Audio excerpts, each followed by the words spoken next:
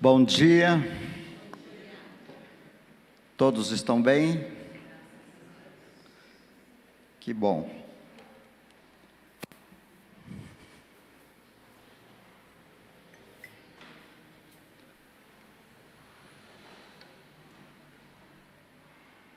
Pastor Oswaldo, se puder fechar um pouco lá por causa da claridade, aqui embaixo fica...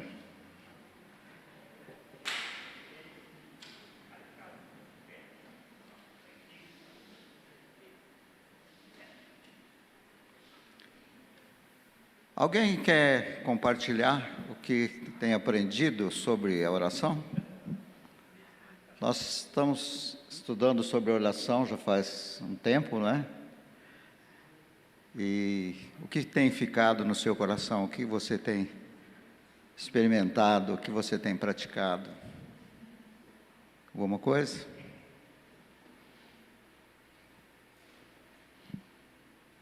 Todo mundo orando bastante?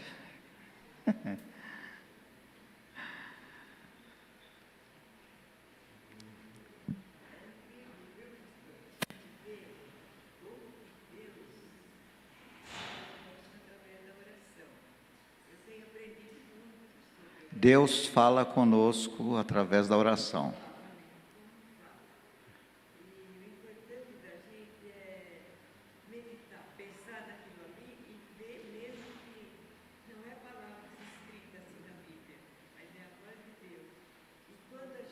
Todos estão ouvindo?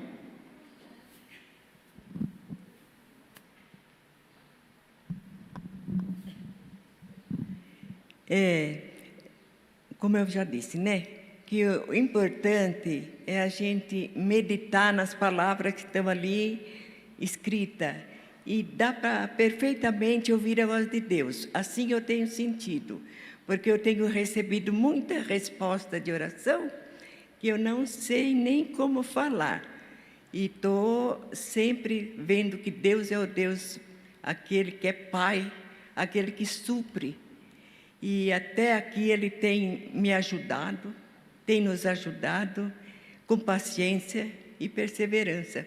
Tudo através da oração, porque sem oração é impossível chegar na presença de Deus. Eu acho isso, eu senti isso. O que ela tinha dito primeiro é que ela ouve a voz de Deus falando, não é? Quando ela está meditando, quando ela está... Então, a oração é um estilo de vida. Nós temos que deixar isso entrar no nosso coração, porque é como respirar. É a nossa comunhão com Deus. E não é como no Velho Testamento, onde o povo buscava Deus e Deus estava fora deles. Hoje, nós temos Deus conosco, Deus em nós. Se não bastasse que você recebeu Jesus como seu Salvador, e receber significa dar as boas-vindas, não é? Abrir a porta do coração e dizer: Jesus, eu te recebo, eu creio em ti, e a vida dele vem para a nossa vida. Não é? Jesus disse que os discípulos teriam muita vantagem se ele fosse embora. Ele estava despedindo, não é? E Jesus falou: vocês ainda não sabem, mas é vantajoso que eu vá.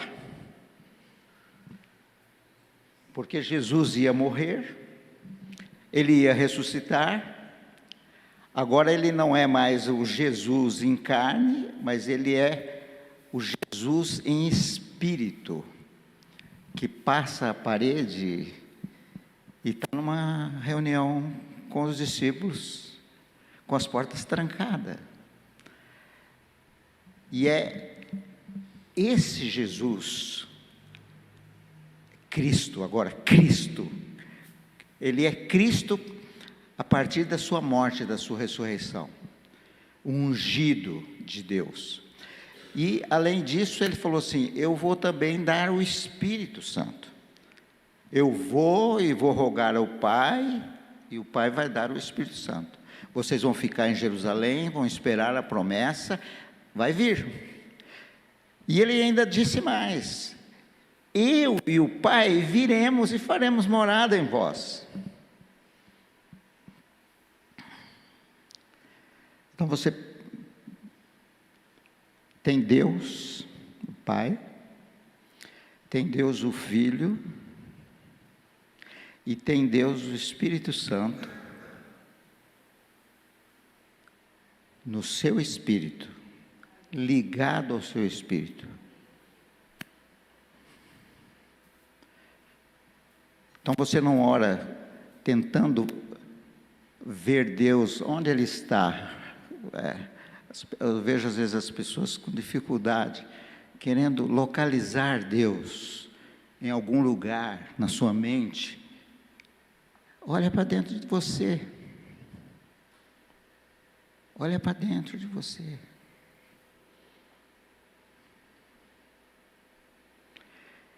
Então, a oração tem um sentido, no livro ele fala monástico, quando a igreja achou que algumas pessoas deviam sair para um lugar isolado e ficar isolado para orar, para ouvir Deus, para falar com Deus. Isso é válido, você pode ter o seu tempo reservado, mas você pode a todo tempo, na cozinha, no seu trabalho, dirigindo o seu carro, fazendo o seu exercício, dando uma instrução, qualquer seja o nosso trabalho. Entendeu? O que o autor começa dizendo é que há uma crise no chamado. Vivemos um mundo em que o chamado, a vocação, o sacerdócio deixou de existir. O professor, o médico, o enfermeiro, o bombeiro não exerce mais sua profissão com paixão, mas por condição financeira. Então, essa crise que nós estamos atravessando, que o autor diz, é que as pessoas não têm mais um chamado espiritual, uma vocação, um sacerdócio, mas o mundo hoje é conhecido por isso. O que você faz? Qual é a sua profissão? Não é? Agora, nós vamos entender que servimos a Jesus Cristo na nossa profissão, no nosso trabalho. Isso é que é importante. É que Jesus seja visto através do... como que se dá o nome ao seu trabalho? Educador. Jesus no educador. Jesus na professora, no professor. Jesus no motorista, Jesus no bombeiro, Jesus no... Fala a sua atividade. Jesus em você. Amém? Essa continuação, essa comunhão. Porque o autor, ele vai sempre dizer que se eu falo que tenho uma vida de oração, mas eu não tenho relacionamento, isso não é real. As coisas estão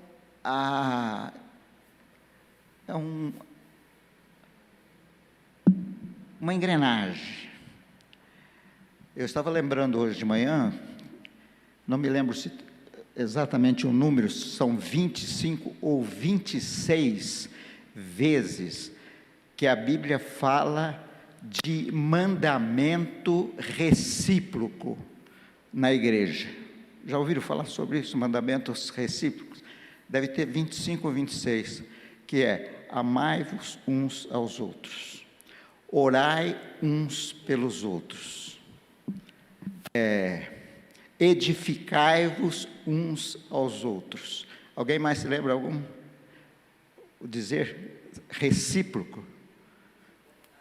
Suportar uns aos outros. O que mais? perdoar uns aos outros. Alguém lembra mais? Nós vamos encontrar, não me lembro se é 25 ou 26 vezes diferentes que a Bíblia fala desse relacionamento que nós devemos ter, que são mandamentos recíprocos. Eu tenho responsabilidade para com você e você tem responsabilidade para comigo. Você tem com o seu cônjuge, com o seu vizinho, com o seu irmão, com o seu filho, com qualquer pessoa. Amém? Então, é isso que Deus quer restaurar. Em segundo lugar aqui, o individualismo tomou conta. O que eu quero é o meu desenvolvimento, independentemente dos outros. A minha vida de oração reflete isso. Será que nós somos egoístas? Eu só oro por mim? Esses dias eu estava pensando, eu sou a pessoa que menos oro por mim. Eu não sei orar por mim.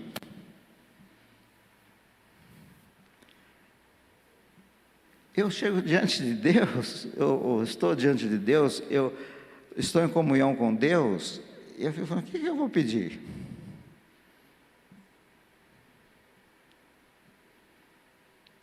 Não penso nada. Confio no seu amor.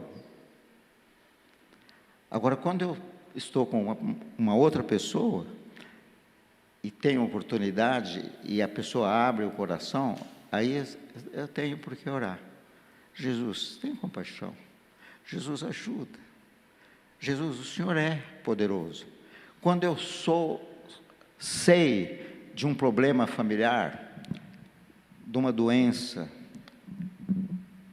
Jesus, socorre. Ser presente. Manifesta o teu poder. Faz a tua vontade, amém? Então, nada desse individualismo. Em terceiro, a verdadeira oração se relaciona às necessidades dos outros e nos devolve com uma nova vida em nosso relacionamento, uma relação com Deus que não envolve relações com as pessoas é irreal.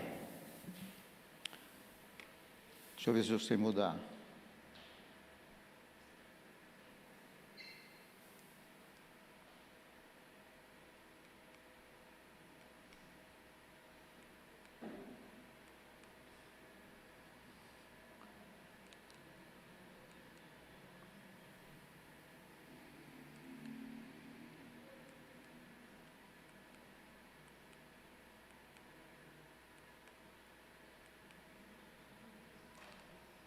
Estou perdido. É o 3, Silas. O amor é a força que invade o ser interior de um homem. Então, o que o autor quer dizer que o amor que eu tenho por Deus, o amor que Deus tem por mim, invadindo o nosso coração, para que esse amor, então, seja manifesto na vida das outras pessoas.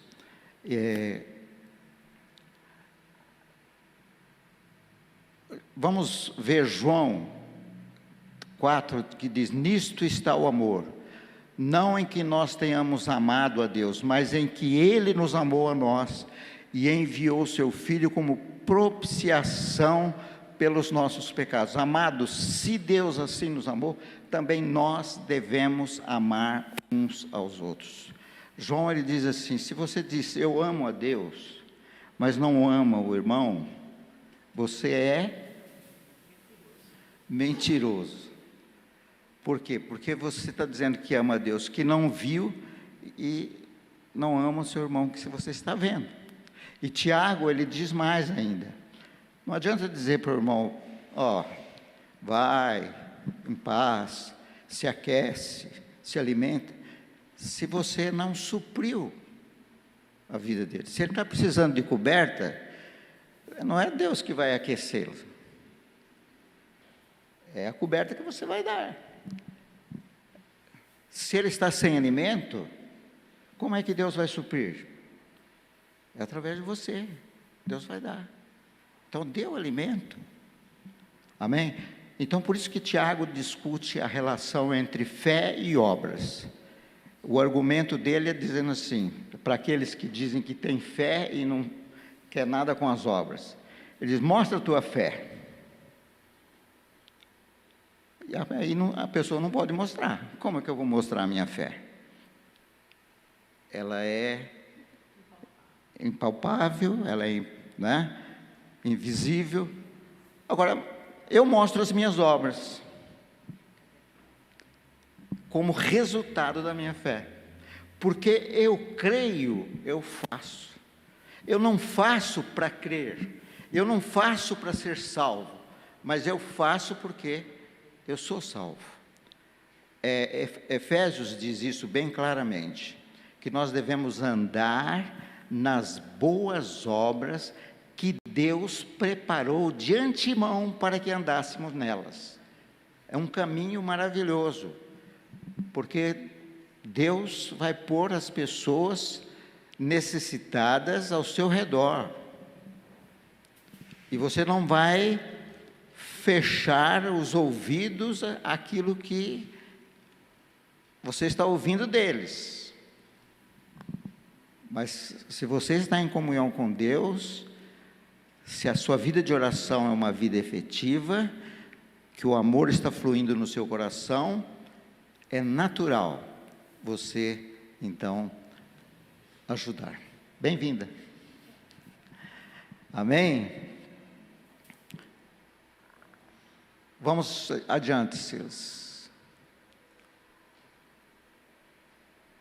Nosso relacionamento está baseado na confiança e lealdade. À medida que eu me sinto amado e aceito por Deus, eu quero viver na sua presença. Uma vida com maior dedicação a Deus aumenta a nossa autoconsciência.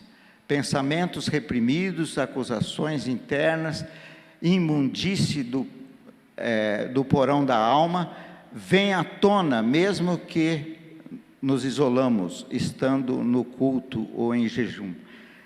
A melhor maneira de nós vermos se há alguma coisa errada no nosso coração é estar na luz. Quando eu conscientemente sei da presença de Deus, da presença do Espírito, da presença de Jesus na minha vida,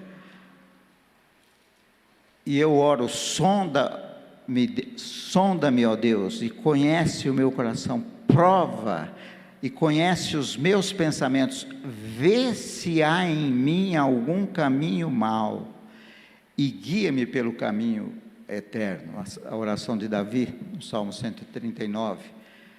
Mas é a oração do crente para ser iluminado, para que a sua vida não seja manchada, maculada pelo pecado. Andarmos na luz como Ele na luz está. Mantemos comunhão uns com os outros e o sangue de Jesus Cristo, seu Filho, nos purifica de todo pecado. Nos avivamentos que houve nos países de Gales, no século passado, diz que a maior coisa que acontecia era os irmãos estar se abraçando e chorando, e eles estavam confessando: eu pensei mal de você, eu julguei você, eu me ofendi com você, me perdoa. Estão entendendo?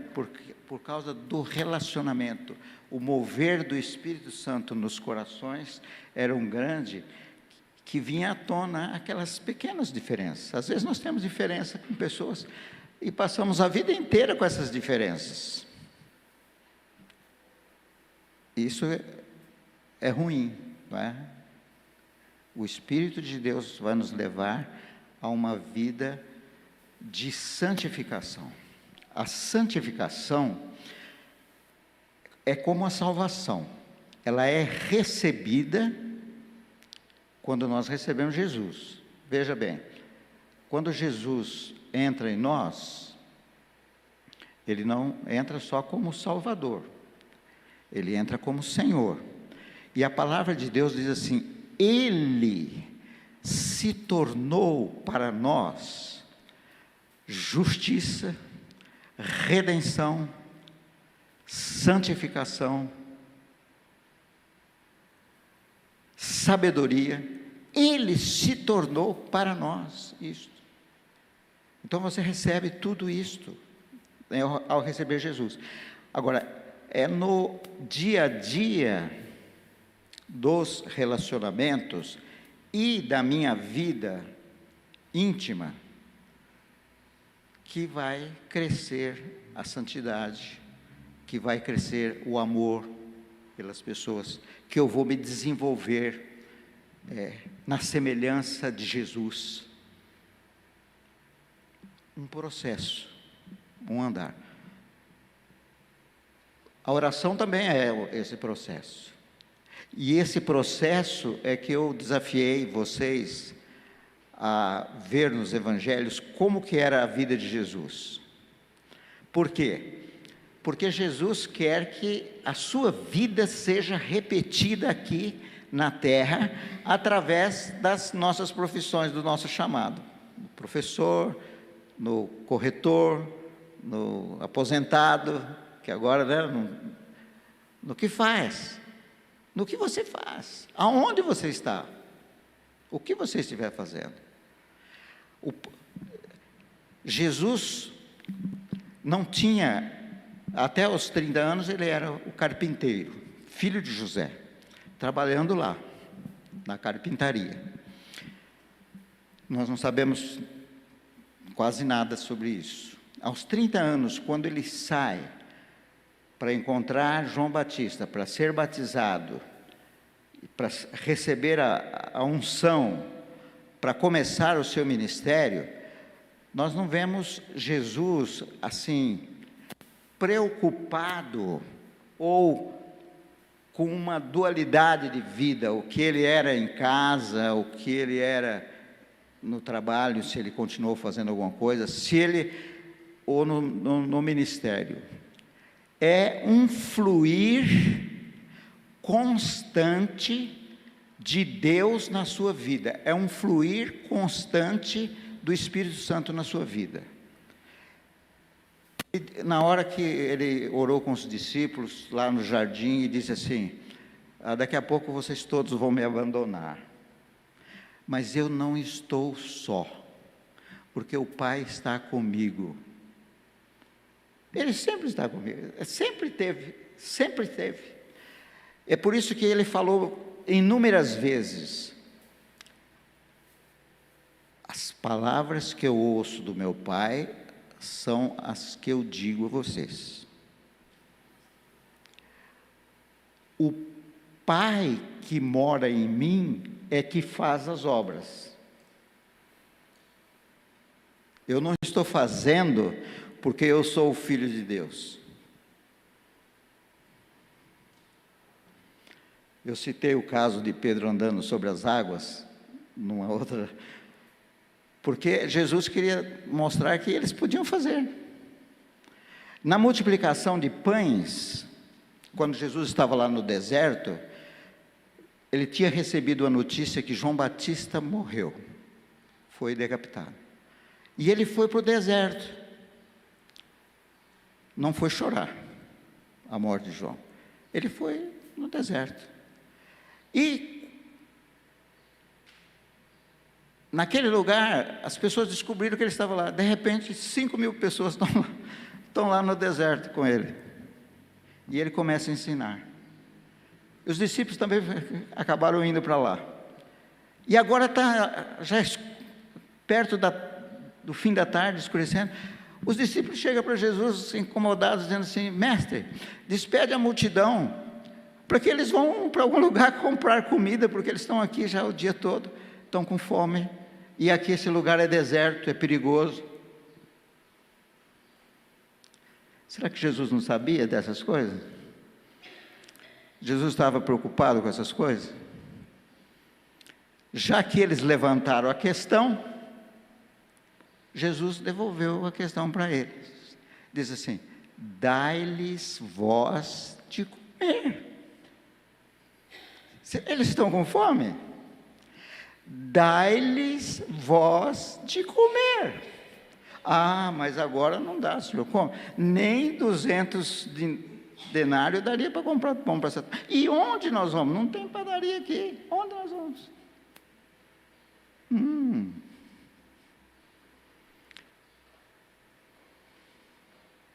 Até que alguém disse assim: tem aqui um lanche, 5 pães e 2 peixinhos.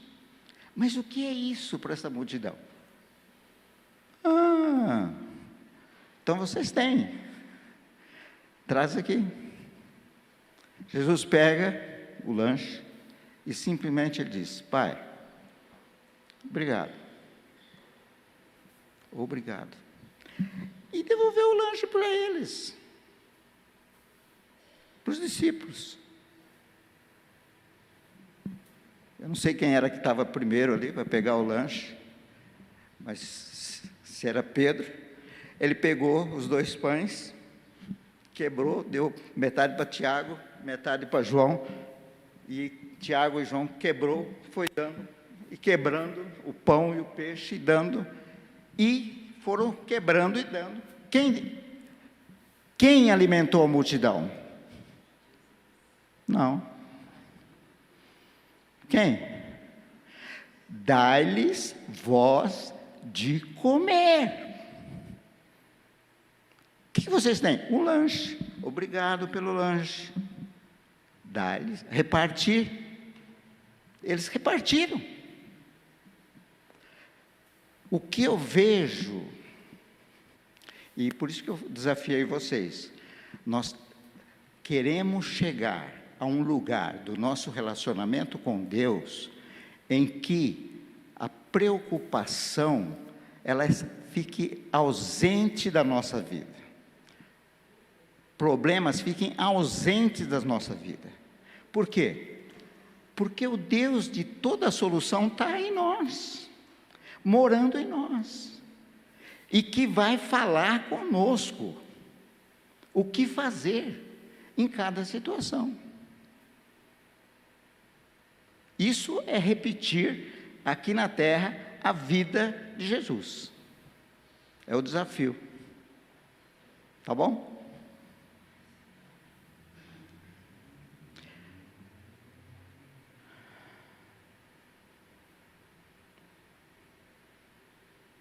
Como você se sente?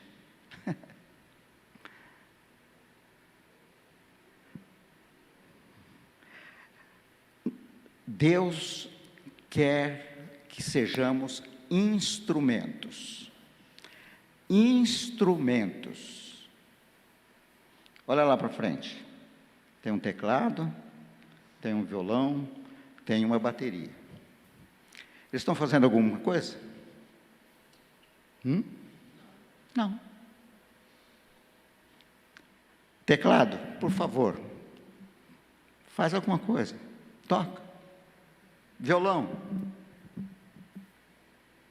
Bateria.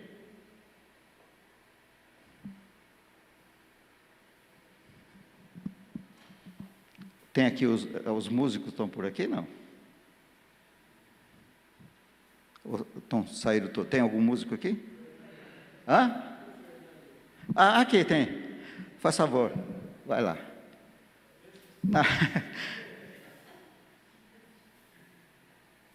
Se eu pedir para ele ir lá, pegar o violão, ou o teclado, ou a bateria, qualquer um que ele toca, ele vai tocar. Aquilo que é inanimado, vai dar o som exato, vai dar o ritmo, vai dar, e nós vamos cantar com ele. Amém? isso que nós somos, instrumentos. Jesus quer fazer a sua obra, o Espírito Santo quer fazer a sua obra, Deus quer fazer a sua obra, através de nós. Nunca o instrumento falou para você assim, não dá para fazer isso. Porque dá. Depende da habilidade de quem faz uso. E olha, Jesus tem toda a habilidade. O Espírito Santo tem toda a habilidade. Deus tem toda a habilidade. Amém? Qual foi a admiração? Desculpe que eu só estou deixando um pouco aqui, eu estou um pouco empolgado com a palavra. Qual foi a admiração que os sacerdotes tiveram, as autoridades tiveram, quando eles questionaram Pedro e João por causa do milagre que eles tinham feito na Porta Formosa? Qual foi a admiração deles? Eram iletrados, mas eles sabiam que eles haviam estado com Jesus. Esses homens são iletrados, mas eles estavam com Jesus.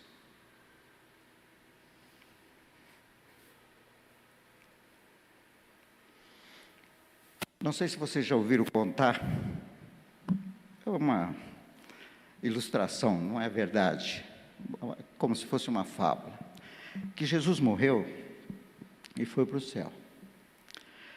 E chegou lá, os anjos estão todos ao redor, querendo saber como que foi a vida dele. E ele contou, olha, foi maravilhoso, meu nascimento, a minha infância, o meu ministério, cegos viram, coxos andaram, mortos ressuscitaram. Os anjos estão maravilhados. Ele disse, Jesus, e todo mundo já sabe? O senhor contou para todo mundo? O senhor foi em todas as nações? Não, não fui. Eu só fiquei por ali em Jerusalém. E como o pastor pregou, né? Só ali na Judéia, praticamente. Os anjos. Mas então, como vai ser para todo mundo saber o que o Senhor fez, a sua morte, a sua salvação? Como que todo mundo vai saber? Jesus falou assim, olha, entre os que me seguiam, mais especificamente, eu escolhi 12 para fazer essa obra. Os anjos me então eram, o que eles eram? Reis? O que eles eram? Príncipes? Quem eles eram? Homens poderosos? Jesus não. Eram pescadores, cobrador de imposto, nada em especial. Mas Jesus, o senhor acha que esses homens vão fazer isso? Conta mais sobre eles, conta mais. Eu vou te dizer, um deles me traiu. Outro me negou, jurou que ia comigo até a morte e me negou. Na hora que eu fui preso, todos me abandonaram.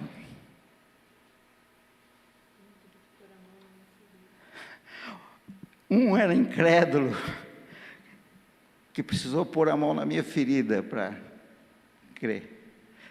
E os anjos disseram, mas Jesus, é isso? É isso que vai levar a mensagem a todos os continentes? É isso. Foi isso. A mensagem chegou para nós? Porque não depende o instrumento. É quem vai usar o instrumento. Então, a vida de oração É esse relacionamento. É esse relacionamento. Jesus vivendo em nós. Jesus fluindo em nós. E todas aquelas características que nós lemos no Evangelho, que foi a vida de Jesus, nós podemos dizer, Jesus se expressa assim, através de nós. Eu quero ser a mão estendida, eu quero ser aquele que abraça o necessitado, eu quero ser aquele que levanta o que não está podendo andar.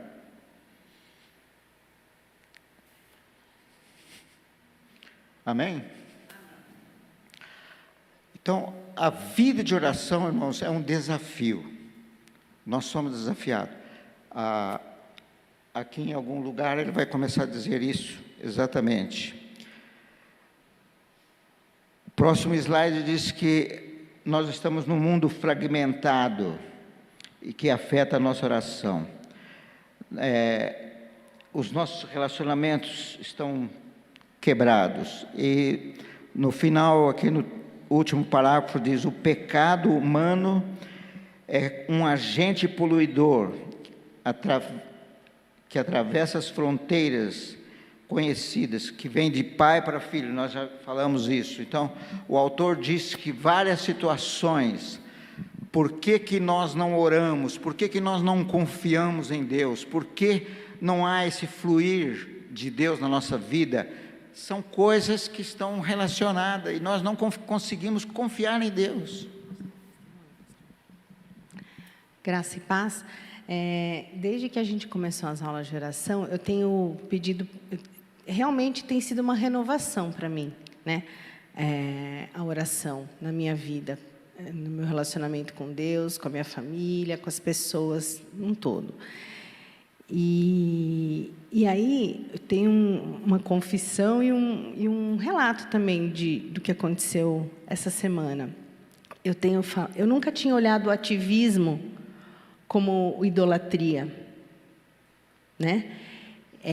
3 filhos, marido, casa, trabalho, e todas as coisas que acontecem. Nossa, eu tenho que fazer isso, a pressão, né? Que eu sinto como mulher, como esposa, como mãe, como profissional, como serva de Deus. Então, se eu não for ativa, eu não dou conta, né?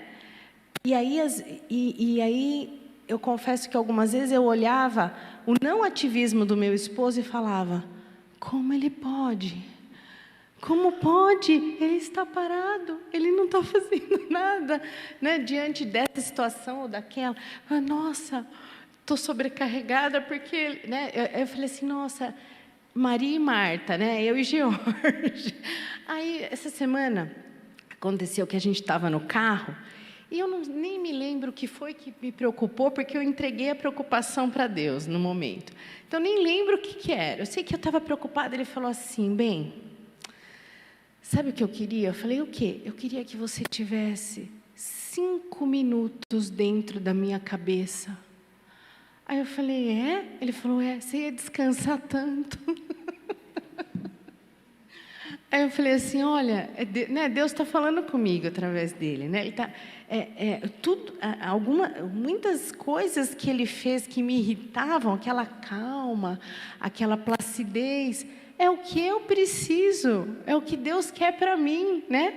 E assim, então eu tenho deixado ele desfrutar e tentado desfrutar junto com ele e descansar em Deus como ele faz. Né? Então, assim, tem sido uma experiência muito boa. Espero que não sou eu, né? É Deus agindo através de mim e dele. E aí as coisas têm fluído muito melhor, graças a Deus. E eu dou risada, né? Eu já chorei por isso, mas hoje eu dou risada. A gente não sabe explicar, Os psicólogos talvez não saibam explicar, mas diz que os opostos se atraem. Não é? Então, ela, ativista, tem o marido calmo. Eu não sei se os cônjuges aí podem dizer que são opostos, mas às vezes são, e são bem visível, né, a diferença. Mas é exatamente isso. O que faltava em você, você inconscientemente viu nela, e vice-versa. Então, realmente, nós somos complementos, né?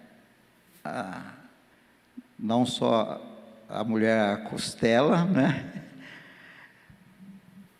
O marido é o cabeça, mas a mulher é o pescoço, vira ele para onde quer, né?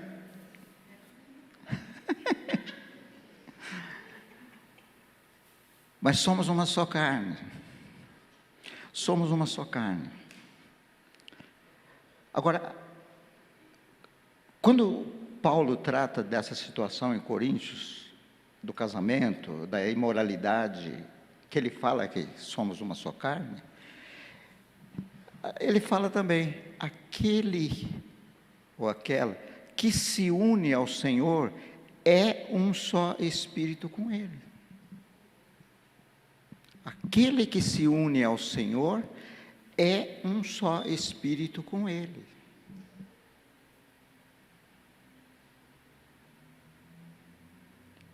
Então, esse individualismo que o autor fala, essa fragmentação que está havendo no mundo,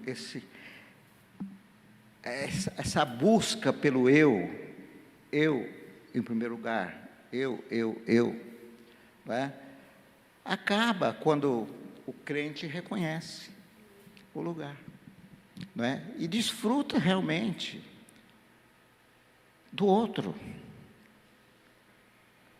Nós somos sempre acostumados a ver defeitos e concentrar nos defeitos.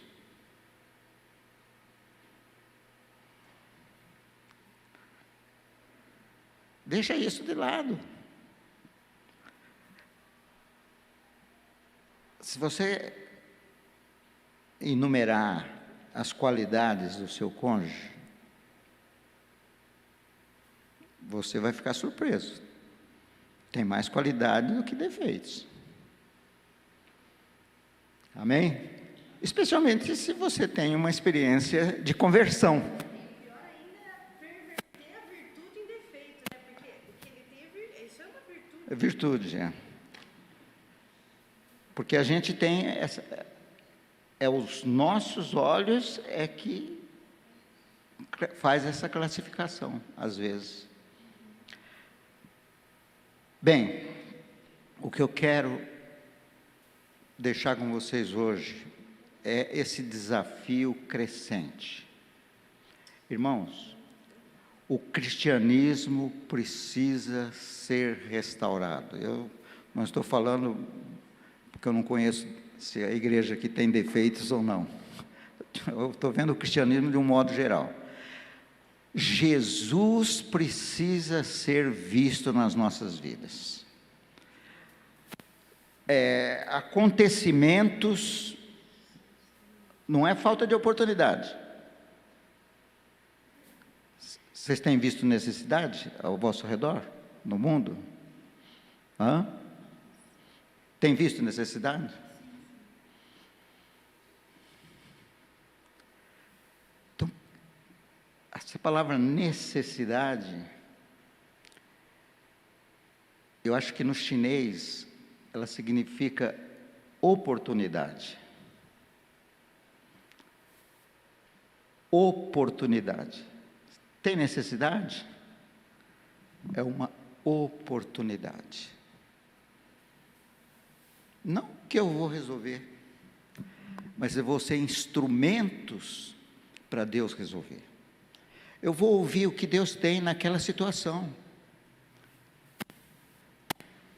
Eu entendo que Jesus ouvia cada situação. Está no deserto, não tem pão, o povo está ali.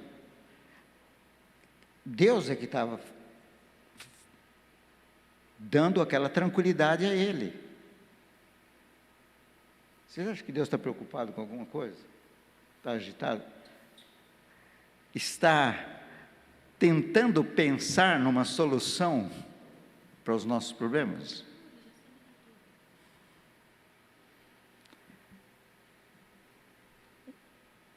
Então, esse alinhamento é um alinhamento, é entrar num fluir, é entrar num processo que sempre foi assim. Não vai ser mudado. Aquilo que foi o ministério de Jesus não vai ser mudado. Ele foi cheio do Espírito Santo e guiado pelo Espírito Santo. Em Atos dos Apóstolos diz, assim como Jesus ungiu, assim como o Espírito Santo ungiu a Jesus de Nazaré, que andou fazendo tal, é o mesmo que veio sobre Cornélio e a sua família, era o mesmo Espírito.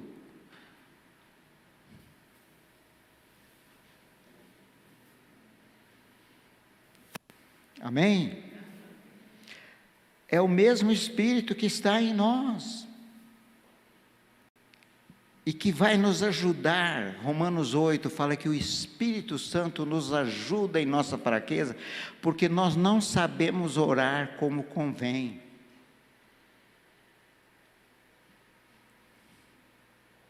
Eu disse para vocês há poucos dias que eu não chorava, e hoje eu sou chorão. Bem-vindo ao grupo, né? Tem alguns chorões aqui.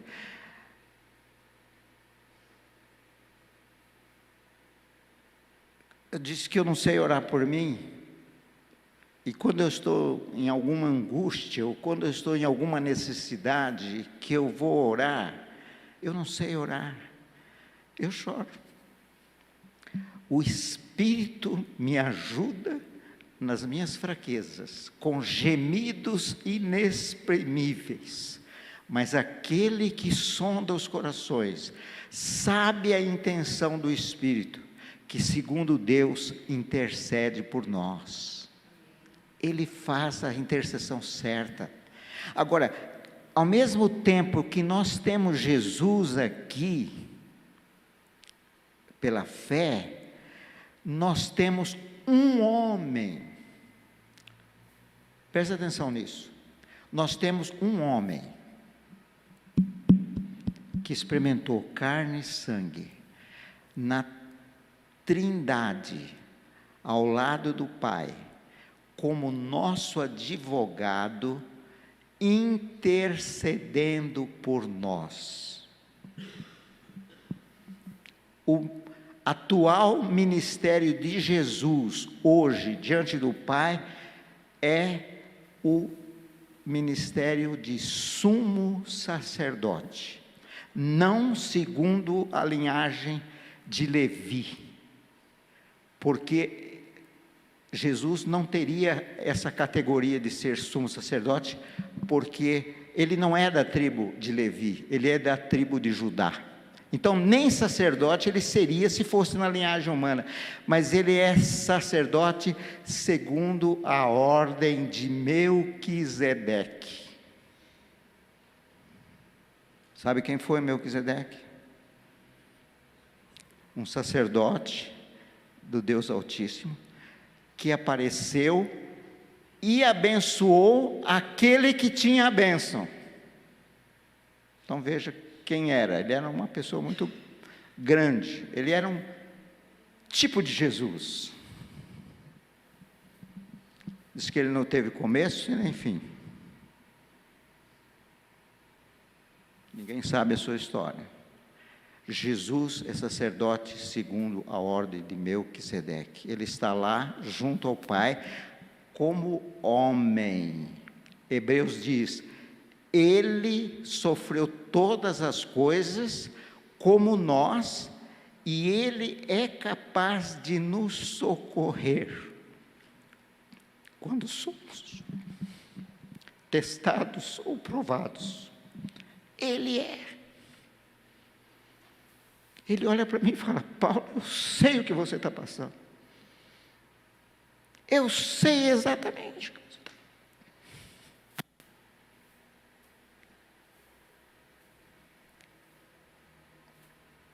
E ele faz a intercessão por mim. Ele é o meu sacerdote, o meu sumo sacerdote, que penetrou nos céus, na presença de Deus, não com sangue de animais, mas com o seu próprio sangue. Ele falou: Pai, aqui está o meu sangue. Ele tem o direito de ser limpo, de ser puro, como eu.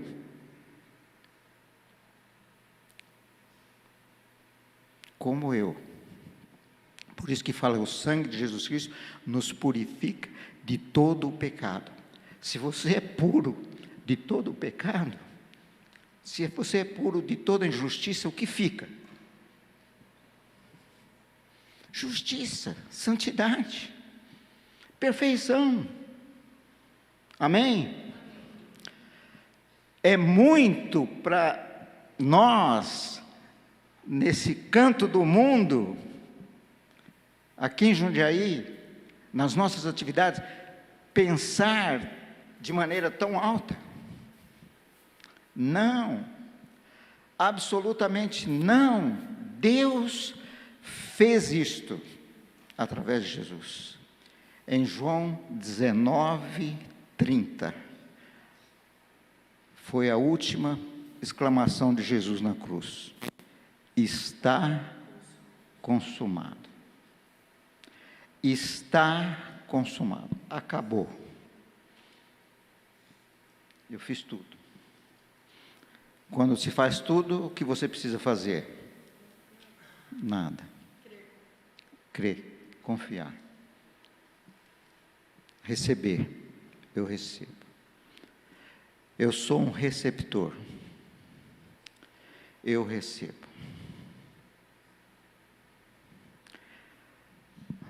Às vezes, eu entro no nosso carro, passo a mão no console e pego um controle, está escuro, meu quintal, o portão fica a uns 80 metros, eu dou um clique,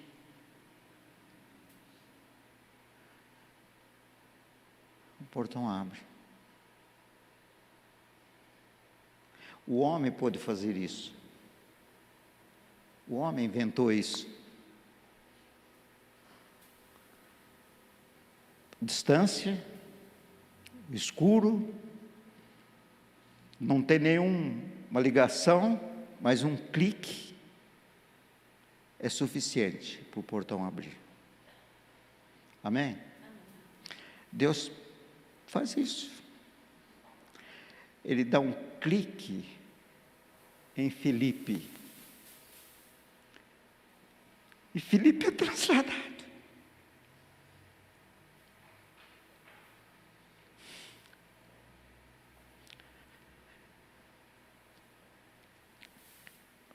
Numa carruagem, tem um homem lendo a palavra de Deus, ansioso para saber de quem o profeta está falando. Aquele que tomou sobre si os nossos pecados, as nossas dores, as nossas enfermidades, aquele que foi moído por Deus. Aquele homem está querendo saber. Deus clica e leva o seu servo. Ei, amigo, você está entendendo o que lê? Não estou. Não tem quem me explica. Eu posso.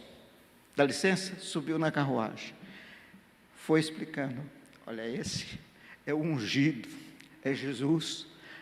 Nós estamos vindo de Jerusalém. Você está vindo de Jerusalém. Você ouviu? Ele morreu por você. Ele ressuscitou por você. Ele deu a vida por você. Ele deu a mensagem para nós que aquele que crer e for batizado será salvo. E o homem disse: olha ali, Ali tem água. Ali tem água.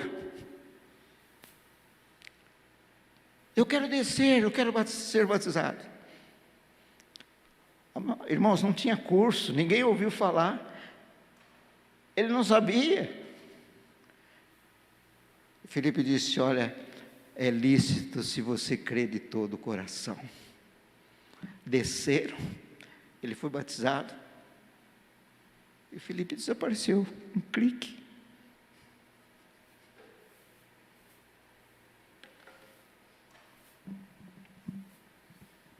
Amém? Amém.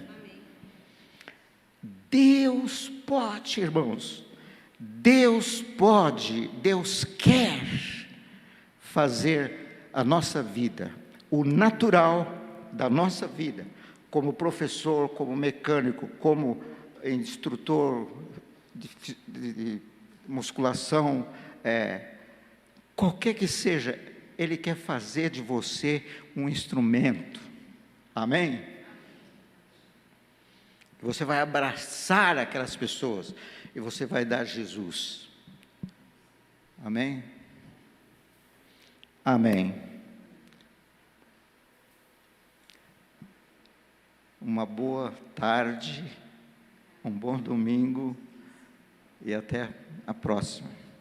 Amém?